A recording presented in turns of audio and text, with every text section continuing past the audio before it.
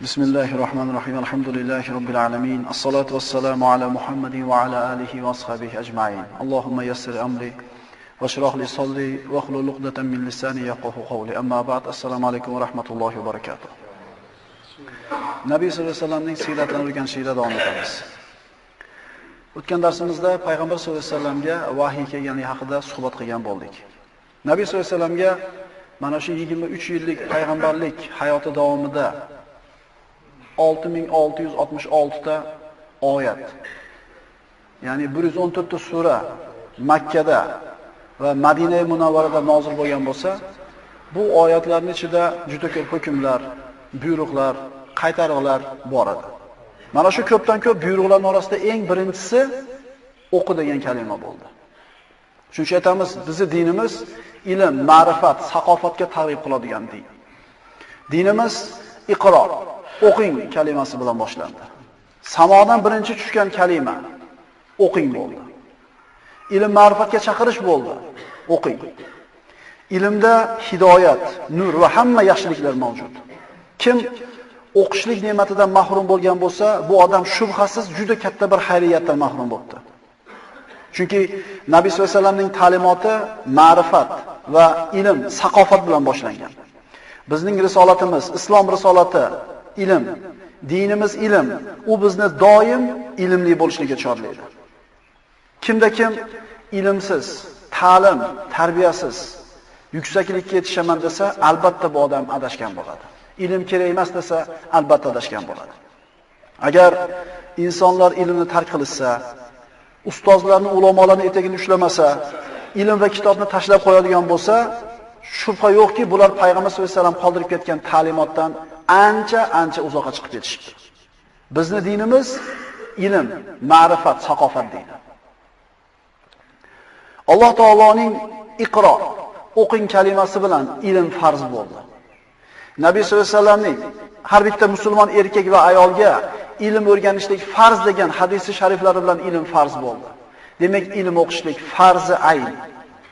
Kim ilmni inkor qilgan bo'lsa, bu farzni inkor qildi. Kim farzni inkor qilgan bo'lsa, kim bo'ladi bu odam? Farzni inkor qilgan odam kofir bo'ladi. Ilm kerak emas degan odam, Alloh saqlasin, iymondan ajralib qoladi. Ilm o'qishlik birinchi o'rinda hukm qilingan, buyurilgan Alloh taoloning oyati nozil bo'ldi. Payg'ambarimiz sollallohu alayhi vasallamga Alaq surasidan mana 5 ta oyat tushligi bilan u kishini nabiy bo'ldi deb aytdik. U kishi Alloh tomonidan bir vahiy oldilar. Odamlarga risolat yetkazishlik hali buyurilgani yo'q edi. 6 oy muddat vahiy nozil bo'lishiga to'xtab qoldi. Bu vaqtni ulamolar fatratul vahiy deyishadi. So'ngra payg'ambarimiz sollallohu alayhi vasallamga ya ayyuhal muddathir qum fa anzir.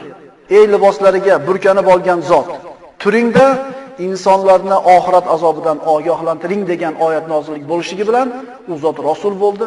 Insoniyatga da'vat qilishlik u kishiga vazifa qilib yuklatildi. Birinchi bo'lib payg'ambarimiz sollallohu alayhi vasallam oilasidan, Hadija onamizdan boshladi da'vatni. Hadija onamiz birinchi bo'lib da'vat qilindi va shubha qilmasdan, ikkilanmasdan islomni qabul qildi.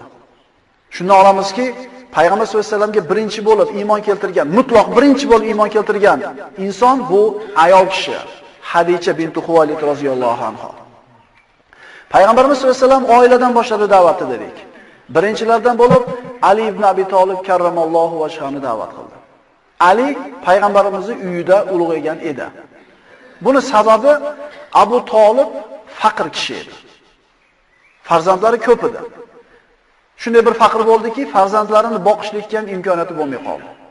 Shunda payg'ambarimiz sollallohu alayhi vasallam amakisi Abbosga, amakim Abu Talib farzandlarini boqishlikda bir qiyinchilikka uchradi. Agar ma'qul ko'rsangiz, borib bittadan farzandini tarbiyamizga olib, yordam bersak amakimizga dedi. Abbosga bu fikr ma'qul bo'lib, Banu Abdul Muttolibdan bo'lgan bir to'p kishilar Abu Talib uyiga borib, niyatini aytishdi. Abu Talib ularni taklifiga rozi bo'lib, agar katta o'g'lim Aqilni qoldirsanglar, xohlaganlarini qilaveringlar dedi. Shunda payg'ambarimiz sollallohu alayhi vasallam Ali roziyallohu anhu olib ketdi uyiga. Abbos ibn Abdul Muttolib bo'lsa Ja'far ibn Abi Talib roziyallohu anhu tarbiyasiga oldi. Alini payg'ambar sollallohu alayhi vasallam uyiga borishligi Alloh tomonidan Aliga bo'lgan bir izzat, ikrom, marhamat edi. Mana Ali deganda karramallohu vajhahu deb aytamiz. Alini yuzini mukarram qildi, aziz qildi. Payg'ambarimizning uyida o'sganligi uchun Ali birorta butga, birorta bir sanamga sajda qilmagan edi. Alloh mushrik mana shu butlarga sajda qilmasligi bilan yuzini mukarram qilgan edi. Demak, keyingi iymon keltirgan kishi bu Ali ibn Abi Talib roziyallohu anhu. Ali 10 yoshda bo'ladi shunda. Payg'ambarimiz sollallohu alayhi vasallam Hadicha onamiz bilan namoz o'qiyotganini ko'rganida, "Ey Muhammad, nima bu?" deb so'radi. 10 yashar bola. Payg'ambar sollallohu alayhi vasallam unga islomni, tavhidni, dinni tushuntirdi. Uni islomga kirishlikka chaqirdi. Ali, "Men bir o'ylanib ko'ray" dedi. 10 yashar bola. Ya'ni shaxsiyatini ko'ringki, 10 yashar bola o'ylab ko'ray deyapti. Bu dinni ixtiyor qilishlik juda bir katta, og'ir masala. 10 yashar boladagi shaxsiyatni ko'ringki, o'ylab ko'raymen dedi. Bir necha kun o'tdi, rozi bo'ldi. Islomga kirgan kishilarning keyingisi Ali roziyallohu anhu bo'ldi. Islomga birinchi bo'lib kirgan kishilardan Zayd ibn Horisa. U kishining islomga kirishini tarixi shundayki, Zayd Payg'ambar sollallohu alayhi vasallamning qo'lida qul bo'ladi. O'zi asli qul bo'lmaydi. Zayd ibn Horisa 8 yoshga kirganida onasi bilan bir joyga safar qilishadi. Mana avvalgi darslarimizda aytdik, arab qabilalari bir-biriga tez-tez hujum qilib, tirikchiligini urush bilan o'tkazishar edi. Bir qabila ikkinchi qabilani bosib olib, ayollarini, bola-chaqa, mol dunyosini olib kelib, ozgina tirikchilik qilishib olar edi va hokazo. Ana shu bir-biriga hujum qilayotgan qabilalar ularni ham asir qilib olib ketdi. Zaydni olib borib qul bozorida sotib yuborishdi. Ozod bo'lgan Zayd ibn Horisa qul bo'lib sotilib ketdi. Qo'ldan qo'lga o'tar ekan, Makka ga kelganida uni Hakim ibn Hizom ibn Huvaylid sotib oldi. Hakim ibn Hizom Hadicha onamizning akasining o'g'li. 4000 dinorga sotib oldi. Ammasi Hadicha roziyallohu anhoga olib borib berdi. Sizning xizmatingizni qilsin. Endi Hadicha onamiz esa Payg'ambar sollallohu alayhi vasallamning xizmatini qilsin deb Zaydni payg'ambarimizga hadiya qildi. Shunday qilib Zayd ibn Horisa Payg'ambarimiz sollallohu alayhi vasallamning qo'lida xizmatkor quli edi. Payg'ambar sollallohu alayhi vasallamning hayotini o'qib o'rganar ekanmiz. Mana ko'p qaytib aytayapmiz. Hayotidagi har bitta holat siz bilan bizga ibrat bo'ladi. Tijoratda muomalasini ko'rdik, yoshligida qanday bo'lganligini ko'rdik. Mana endi qul bilan qilayotgan muomalasi. Zayd ibn Horisaga sayyidi bo'lgan Payg'ambarimiz sollallohu alayhi vasallam shunday bir go'zal muomala dediki, payg'ambarimizni butun vujudi bilan, qalbi bilan yaxshi ko'rib qo'ygan edi. Zaydni qul qilib sotib olganlaridan keyin otasi Horisa uzoq vaqt istab yurdi. Endi o'zini bolasi qayerda bo'lmasin, qancha pulga bo'lmasin qaytarib olib keladi. Istab yurar ekan, natijaga erisha olmadi, topa olmadi. Zayd ibn Horisaning qabiladoshlari haj mavsumida Makka ga kelishdi. Zaydni ko'rib qolishdi. Buni xabarini borib otasi Horisaga yetkazishdi. Horisa qodir bo'lganicha pulni to'pladi, o'zini ukasi bilan Makka mukarramaga keldi. Kelib Payg'ambar sollallohu alayhi vasallamni topib turib, "Ey Muhammad" dedi, "Sizlar Abdul Muttolib urug'i Baytullohning xizmatchisizlar. Baytullohning xizmatini qilasizlar. Allohning uyini qo'shnilarisizlar. Miskinga yordam berasizlar, qiylanganga ko'mak ko'rsatasizlar, hojilarni ta'minotini qilasizlar. Sizlar karam, fazl egasizlar. Sizni qo'lingizda meni o'g'lim qul ekan. O'zi asli qul emas. Uni qul qilib sotishibdi. Xohlagan pulingizni ayting, beraman, o'g'lim olib ketaman" dedi. Payg'ambarimiz sollallohu alayhi vasallam Horisaning gapini eshitib sotmayman dedilar. Nimaga dedi? Sotmayman. Ixtiyorni o'ziga beraman. Xohlasa sizlar bilan ketadi, xohlasa men bilan qoladi. Horisa albatta bu taklifdan juda xursand bo'lib ketdi. Qaysi bola otasi bilan uyiga ozod holda qaytib ketishida o'rniga qul bo'lib qolishini xohlaydi? Payg'ambarimiz bu taklifidan xursand bo'lgan Horisa ukasi bilan turar ekan, Payg'ambarimiz sollallohu alayhi vasallam Zaydni chaqirtirib keldi. Zayd kelganida payg'ambarimiz Zaydga qarab turib, "Ey Zayd, bu kishilarni taniysizmi?" dedi. "Bu kishi otam, bu kishi amakim" dedi. Quchoqlab ko'rishdi. "Ey Zayd, sizga ixtiyorni o'zizga beraman. Xohlang men bilan qoling, xohlang bular bilan keting dedi. Zayd ibn Horisa nimani tanladi? Hech ikkilanmasdan Muhammad bilan qolaman dedi. Buni eshitib otasi dahshatga tushib, "Ey bola, esingni yig', qul bo'lib qolasanmi? Otang bilan o'zingning yurtingda ozod bo'lib yashashning o'rniga qul bo'lib qolasanmi?" dedi. Zayd yana qaytarib aytdi, "Muhammad bilan qolaman" dedi. Allohga qasamki, men bu kishidan butun dunyoga almashtirib bo'lmaydigan rahmatni, mehribonlikni ko'rdim. Allohga qasamki, ota-onam ham menga Muhammad muomala qilganchalik qila olmaydi dedi. Bu hali payg'ambarimiz payg'ambar bo'lmasdan turib bo'layotgan ish edi. E'tibor beringlar, payg'ambarimizning go'zal axloqi, oliy bir insoniy fazilatlariga bir dalolat qiladigan holat edi. Qul otang bilan ketasanmi desa, Muhammad bilan qolaman, chunki ota-onam menga bunchalik muomala qila olmaydi deb aytayapti. Payg'ambarimizning qulga qilgan muomalasini ko'raylik. Zayd mana shu javobni berganidan keyin Horisa bundan bir norozi bo'lib turganini ko'rib payg'ambar sollallohu alayhi vasallam otasini ko'nglini yupatish uchun yuringlar dedi. Hammasini yetalab Ka'batullohga olib bordi. Quraysh hammasi jamlanib turgan joyda payg'ambar sollallohu alayhi vasallam baland ovozlar bilan: "Ey Quraysh, ey Quraysh! Zayd bugundan boshlab meni o'g'lim, u ozod. Agar men o'lsam, u mening merosxo'rim bo'ladi." Ya'ni Zayd ibn Muhammad dedi. Shu kundan boshlab Zayd ibn Horisa emas, Zayd ibn Muhammad deb chaqirishadigan bo'ldi Zayd. Horisa ko'ngli taskin topib ketdi. Zayd ibn Horisa mana shu ixtiyor bilan nimani tanlaganligini hali bilmas edi. Kimning xizmatini ixtiyor qilib qolganligini, qanday bir katta yutuqqa yetishganligini bilmas edi. Payg'ambarimiz o'g'illari hammasi yoshligida vafot qilgan edi.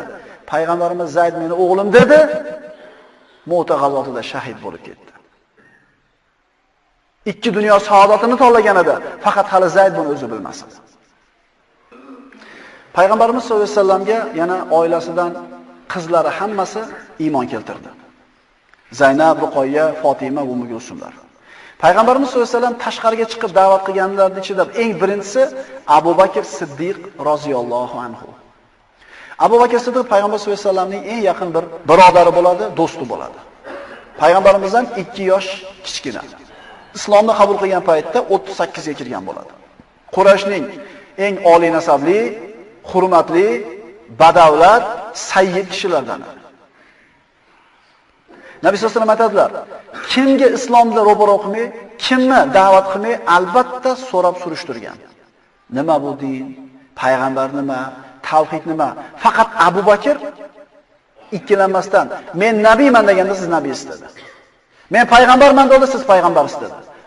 Birinchi lahzadanoq Abu Bakr Siddiq edi. Bu Siddiq payg'ambarimizning har bitta gapini tasdiqlovchi degan sifat Abu Bakrga Isro va Miroj voqeasida berildi. Abu Bakr payg'ambar sollallohu alayhi vasallam shu paytda va anta Abu Bakr as-Siddiq, siz meni rostgo'yligimni tasdiqlovchi Siddiqsiz degan gap 10 yildan keyin bo'ldi, lekin Siddiqligi birinchi lahzadan edi. Abu Bakrning islomi haqida bir alohida to'xtalib gapirishimiz kerak. Chunki Abu Bakr Siddiq roziyallohu anhu haqida payg'ambar sollallohu alayhi vasallam aytadilar: agar Abu Bakrning iymoni va ummatning iymoni taroziga qo'yib tortilsa, Abu Bakrning iymoni albatta og'ir keladi deydi. Bu qanday bir ulug' bir martaba. Nabiy sollallohu alayhi vasallam aytadilar: mana Abu Bakr roziyallohu anhu hayotini 5 juma gapirgan bo'ldik. Eshitdik. Ko'p tafsilotlarga kirib o'tirmaymiz. Nabiy sollallohu alayhi vasallam aytadilar: Allohga qasamki, yer yuzini anbiyolardan keyin bosgan eng afzal inson Abu Bakr. Ya'ni payg'ambar, nabiy bo'lganlardan tashqari oddiy odamlar ichidagi eng afzali Abu Bakr Siddiq roziyallohu anhu bo'ladi. Abu Bakr Siddiq roziyallohu anhu islomga kirishligi bilan da'vatga bel bog'ladi. Bilishligi bilan odamlarga yetkazishlikni boshladi. O'rgandi, bildi, qalbi taskin topdi, boshqalarni ham mana shu dinga targ'ib qildi.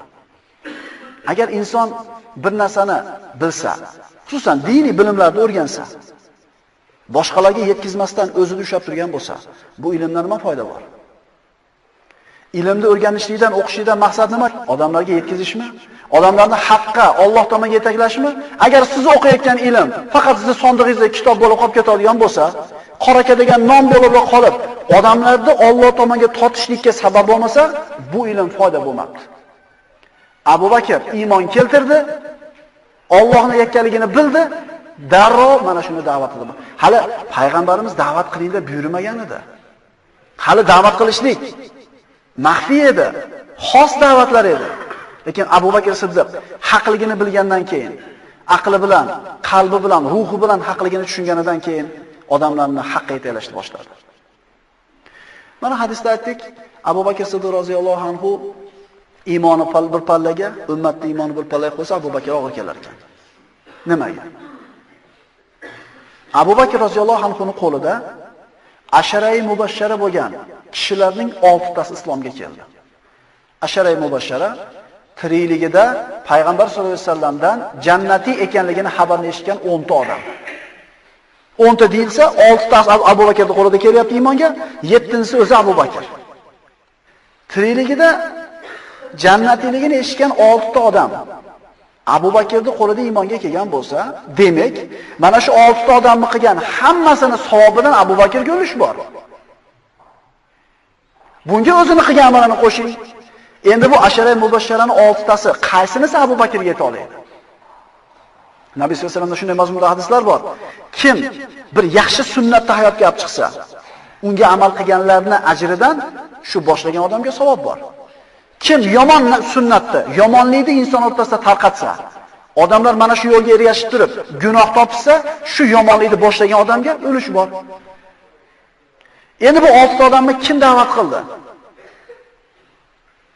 Aytinglarchi, mana shu 6 ta odam islomga kirish kerak edi, mana shu bir haftaning ichida. Abu Bakr da'vat qilmasa, demak boshqasi da'vat qilardi ekan uni. Ana shu yutuqda Abu Bakr Siddiq roziyallohu anhu olib ketdi. Ular kimlar edi? Usmon ibn Affon, Abdurrahmon ibn Avf, Zubayr ibn al-Awwam, Talha ibn Ubaydulloh, Sa'd ibn Abi Waqqas, Abu Ubayda ibn Jarroh. Bu tirikligidagi 10 ta jannatiy bo'lgan kishilarning 6 tasi edi. Usmon roziyallohu anhu juda boy kishilardan edi. Hasib kishilardan edi. Abdurrahmon ibn Avf mohir savdogar edi. Madinaga borganda birinchi qilgan ishi o'zimizni bozorimiz bo'lish kerak ekan bu yerda. deb turib, islomiy bozorni, islomiy iqtisod yo'lga qo'ygan edi. Yahudlarning xiyonatlarini, u yerdagi tijoratdagi makrlarni ko'rgandan keyin. Talha ibn Ubaydulloh, Zubayr ibn al-Awwam payg'ambarimizning ammasi Sofiya binti Abdul Muttolibning o'g'li edi. Sofiya onamizning o'g'li edi. Zubayr ibn al-Awwam haqida payg'ambarimiz aytadilarki, har bitta payg'ambarning havoriysi bo'ladi. Isoning havoriylari bo'lganidek. Mening havoriyim Zubayr ibn al-Awwam deganlar. 16 ga kirgan edi shunda. Zubayr ibn al-Awwam roziyallohu anhuning onasi tarbiyalagan edi. Onasi Sofiya binti Abdul Muttolib Zubayr 5 yashar paytida Zubayr ibn al-Awwam hatto dovyurak sahobalardan bo'lgan, jasur jangchilardan bo'lgan, yengilmagan birodarlar. Ikkita qo'lida qilich bilan tench chopishgan ekan ikki tomonga. Xandaq g'azotida 5 ta mushrik Xandaqni bu yoqqa oqlab o'tdi. Amr ibn Hudni Ali roziyallohu anhu o'ldirdi. Endi qochib ketayotgan mushriklardan Nafal ibn Abdulloh ibn Muaviya Xandaqdan irg'iganida Zubayr ibn al-Awwam shunday qilich bilan uradiki 31 ga kirgan bo'ladi shunda. Qilich yelkasiga tegib, ikkiga bo'lib egaga kelib to'xtaydi. Mushrik ikkiga bo'lib Xandaqqa tushadi, ot o'tib ketadi. Shunda "Ya Rasululloh, zo'r qilich ekanmi?" degan. Deganda payg'ambar sollallohu alayhi vasallam qilich zo'r emas, bu qilichni ushlagan yurak zo'r dedi. Zubayr ibn al-Awwamni onasi tarbiya qilgan. 5 yashar bolani qorong'i xonalarga yoki g'orlarga tashab qo'ysa, tashab qo'yib chiqib turar ekan bu yoqqa. Yig'laydi tabiiy kirib ular ekan. Nimaga yig'laysan? Yig'lama, qo'rqma. Nimaga bolangni qiynayapsan buni qilib desa, "Ha bu suvoriy bo'lish kerak katta bo'lganda, jangchi bo'lish kerak, qavmini himoya qiladigan." Ana, ona tarbiya qilgan Zubayr ibn al-Awwam. Yurayli bo'lib katta bo'lishi onalarga bog'liq bo'ladi. Sa'd ibn Abi Waqqas 22 yoshda, Abu Ubayda roziyallohu anhu 24 yoshda. Mana shu 45 ta 40 ta odam iymon keltiradi maxfiy da'vat orasida. O'rtacha yoshi 25 yosh bo'ladi. Nabiy sollallohu alayhi vasallam aytadilar: "Nasarani yash-shabab va hazalani yash-shuyukh." Meni yoshlar quvvatlantirdi iymon keltirib. Quvvat bo'ldi belimga. Chollar, qarilar meni dedi xor qildi deydi. Chunki islomda qabul qilganlar yoshlar bo'lgan, qarilar xolamagan bu narsani.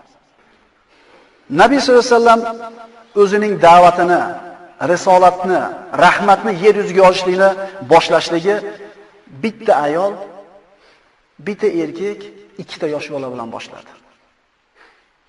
Butun dunyoni Rasululloh sollallohu alayhi vasallam isloh qilishligi kerak edi. Bu buyuk mas'uliyat. Erkagi ayol, yoshi qari, xur va ozod va qul, boy kambag'al hammasini hayotini isloh qilish kerak edi. Nima bor edi Rasulullohda? Zalolatga, zulmatga, zulmga botgan yer yuzini isloh qilishni kerak edi. Bu ishni amalga oshirish uchun payg'ambarimizda na bir quvvat, na bir mablag', na bir mansab, na bir yordamchi bor edi.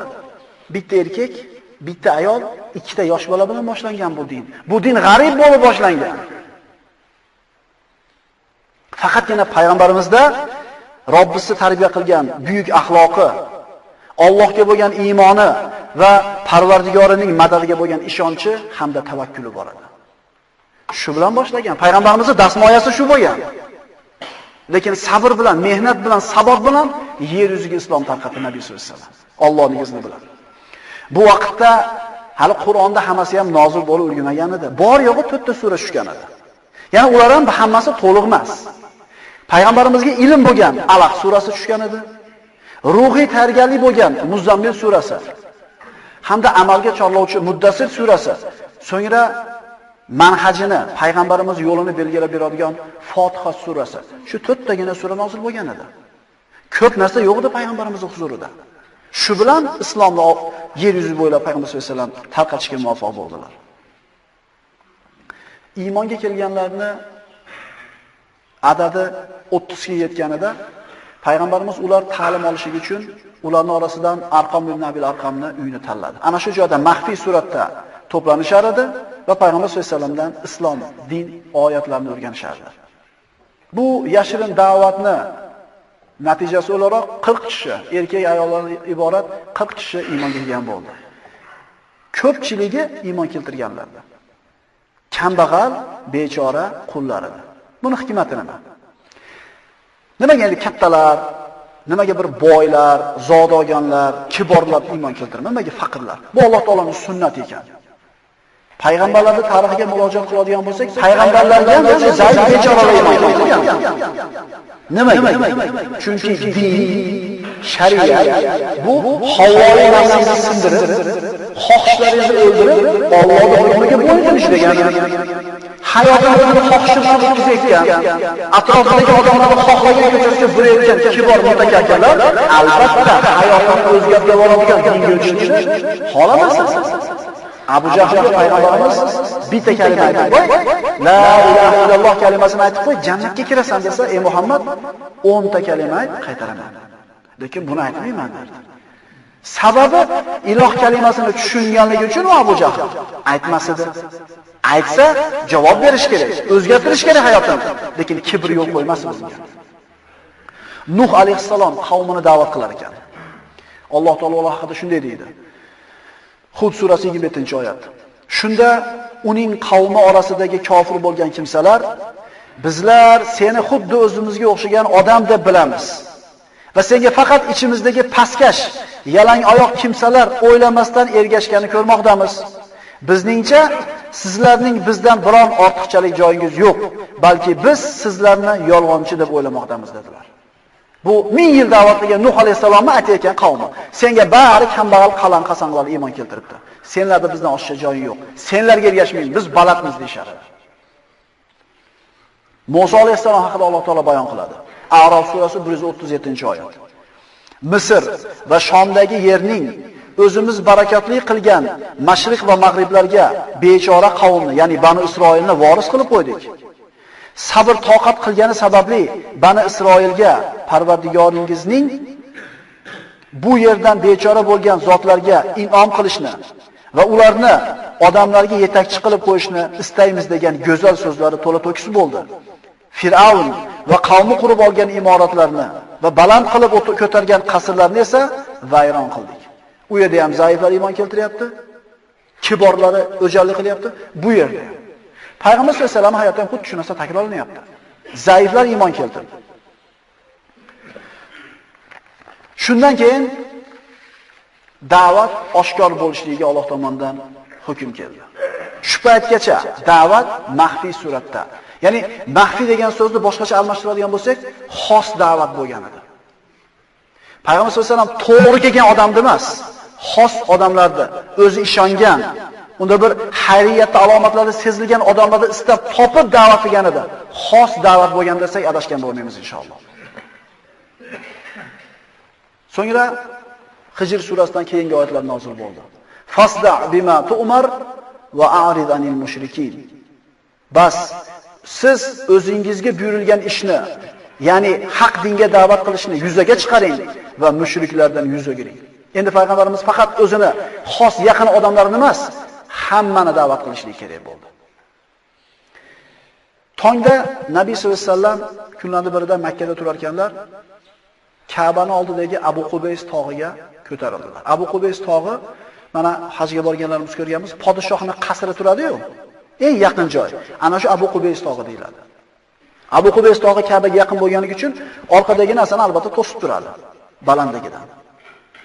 Tong saharda Payg'ambar sollallohu alayhi vasallam Abu Qubaysga ko'tarildilar-da, baland ovozi bilan va sabaha deb baqirib qoldilar. Bu va sabaha degani dushman kelayotganda baqiriladigan nido edi. Tinchlikmi, nima bo'ldi? Kim baqiryapti? As-Sodiqul Amin baqiryapti. Ha, u hech qachon bunaqa ish qilgan emas, hech qachon yolg'on gapirmagan, demak bir ish bo'lib chekilik. Yig'ilib kurash keldi. Nabiy sollallohu alayhi vasallam ularga qarab turib, mana endi oshkora da'vat boshlandi. Agar dedi Nabiy sollallohu alayhi vasallam, mana shu tog'ning orqasida bir qo'shin sizlarga hujum qilmoqchi bo'lib turibdi desam, ishonasizlarmi meni gapimga? Deganlarida Quraysh, ha, sizdan biror marta yolg'on gap eshitgan emasmiz, ishonamiz deganida, unda men sizlarni Alloh taoloning alamli azobidan ogohlantirish uchun kelgan rasuliman dedi. Amaksi Abdul Uzzo turdida, u keyin Abu Lahab edi. O'zining ismi Abdul Uzzo edi. Bizni shu narsani deb chaqirdingmi dedi. Ishlarimizni qo'yib, ovora qilib, chalg'ibgan narsan shumi dedi. Qo'ling qurisin sen ey Muhammad dedi. O'zini amakisi, eng yaqin qarindoshi bo'lgan amakisi qarshi turdi. Bu ham islom Alloh tomonidan kelgan risolat ekanligiga bitta dalilki, agar payg'ambarimiz urug'chiligiga, qabilasiga, millatchilikka chaqirganida birinchi bo'lib o'zi Abdul Uzzo yordamga o'tish kerak edi. Qarindoshi-yu har qalay. Qo'ling qurisin sen dedi. Mana shu narsaga bizni to'plading. Payg'ambar sollallohu alayhi vasallam indamadilar. Alloh taolo javob berdi. Bismillahirrohmanirrohim. Tabbat yada abi lahabin wa tab ma aghna anhu maluhu wa ma kasab sayasla naran dhat lahab wa imratuhu hammalatal hatab fi jidiha hablum min masad. Abu Lahabning qo'llari qurigay, halok bo'lgay. Aniqki u quridi, halok bo'ldi. Mol mulki va kasb qilib topgan narsalari unga asqatgani yo'q. Yaqinda u va uning o'tin orqalagan, bo'ynida pishiq toladan eshilgan arqon bo'lgan xotin lovullab turgan alangali do'zaxga kirgan. Abdul Uzzoni, ya'ni Abu Lahabning xotini Mujamil qayerda payg'ambarimiz haqida gapirishga to'g'ri kelsa, faqat yomonlikni gapirardi. Payg'ambar sollallohu alayhi vasallam o'tadigan yo'llarga tikanlar tashab qo'yar edi, oyog'iga sayilsin, ozodcha yesin deb. Bu yaqin qarindoshlari edi. Mana siyratni o'rganishlikda ahamiyatini ko'ringki, Qur'on oyatlarining juda ko'p qismini tushunishimiz uchun siyratni bilishimiz kerak. Nima uchun Lahab surasi, Masad surasi nozil bo'ldi deganda, mana shu qissani bilishimiz kerak bo'ladi. Bu siyrat bizga Qur'onni o'rganishlikka qanchalik bir kerak ekanligiga bir dalil bo'ladi. Nabiy sollallohu alayhi vasallamga Alloh taolo qarindoshlarini da'vat qilishni buyurdi. Va anzir ashiratakal aqrabin. Va yaqin qarindosh urug'laringizni Allohning azobidan ogohlantiring. Shuara surasi 214-oyat. Mana shu oyat tushganda payg'ambarimiz butun Abdul Muttolib urug'ini yig'ib, ularga ziyofat qildi. Ularni ikrom qilib, hurmat qilib, yedirib, ichirib turib, gapirmoqchi bo'lganida yana Abdul Uzzo turdi, Abu Lahab. Ey Muhammad, agar yana diningni gapidan gapiradigan bo'lsang, gapirma. Biz eshitmaymiz dedi. Payg'ambar sollallohu alayhi vasallam indamadilar. Holat gapirishlikka to'g'ri kelmayotganligini ko'rgandan keyin indamay qo'ydilar. Kim? Yedinglarmi? Ichdinglarmi? Men shuncha chiqim qilib qolaman gapirmasdan. Eshitasizlar gapimni dedimi? Da'vat qilishdan o'rganaylik payg'ambar sollallohu alayhi vasallamdan. Uyga chaqirdi, rasxot qildi, chiqim qildi, qancha vaqt ketdi. Endi yeganingdan keyin eshitasan-da, nima? Men senlarga qolaman burchakada dedimi? Demak, da'vat qilinadigan holat bor. Da'vat qilinmaydigan holat bor. Munosib o'rin bor, munosib payt bor. Bepayt unga gapirsiz gapingizni olmaydi haq bo'lsa ham. Biz kimni o'rganamiz da'vat qilishda? Payg'ambarimiz sollallohu alayhi vasallamdan. Eshitishni xohlamayotgan odamga, o'jarlik qilayotgan odamga gapirib bu so'zlar islob qilinmaydi. Bu Allohning kalomi biz gapirayotgan narsa. Uni eshitishni xohlagan odam bor, xohlamagan bor. Ro'paramizda nasihat qilinadigan odam 3 xil bo'ladi. Bilib olaylik yaxshilab shuni. Da'vatingizni olishligi aniq nasihatingizni. Olmasligi aniq ikkinchisi. Uchinchisi yo oladi yo olmaydi. Ulamolar aytadi, da'vatingizni olishi aniq bo'lgan odamga gapirmasangiz gunohkor bo'lasiz. Xotiningiz, bolangiz yoki qandaydir qo'l ostidagi bir itoatdagi odamingiz. Ikkinchisi, olmasligi aniq, bu odamga gapirgan odam xato qiladi. Bir marta aytingiz, ikki marta olmadimi, bu adab isrof qilinmaydi. Uchinchisi yo oladi yo olmaydi. Endi bunga xohlang gapiring, xohlang gapirmang, gunohkor bo'lmaysiz gapirsiz. Gapirmasangiz ham gunohkor bo'lmaysiz. Unaqa yoqasidan ushlab bo'g'ishlik yo'q. Keyin payg'ambarimiz sollallohu alayhi vasallam boshqa bir ziyofat uyushtirdilar, Abdul Uzzoni aytmadilar. Undan keyin nima qilish kerak desa, payg'ambarimizning siyratini o'qisa yana chiqyapti javob. Abdul Uzzodan boshqa hammasini chaqirib turib, yedirib, ichirib bo'lib, sovg'alarni berib, ko'ynalarni yumshatib turib, bitta da'vat qildilar. Nomma-nom aytib keldilar. Ey falonchi, o'zingizlarni jahannam azobidan saqlanglar. Nomma-nom. Ey Sofiya bint Abdul Muttolib, Alloh taoloning huzurida sizga hech qanday yordam bera olmayman. Bitta. Ey Fatima binti Muhammad, meni molimdan xohlagan narsangizni so'rang. Lekin qiyomat kunida Allohning azobidan sizni qutqarib qola olmayman. Yarimta xurmoda sadaqa qilib bo'lsa ham jahannamdan o'zingizlar saqlab olinglar dedi Nabiy sollallohu alayhi vasallam. Bani Abdul Muttolibdan iymonga kelganlar iymonga keldi, kelmaganlari kelmadi. Sofiya bint Abdul Muttolib islomga kirgan ana shu kishilardan bittasi bo'ldi. Aqulu qawli hada va astaghfirulloh li va lakum. Assalomu alaykum va rahmatullohi va barakatuh.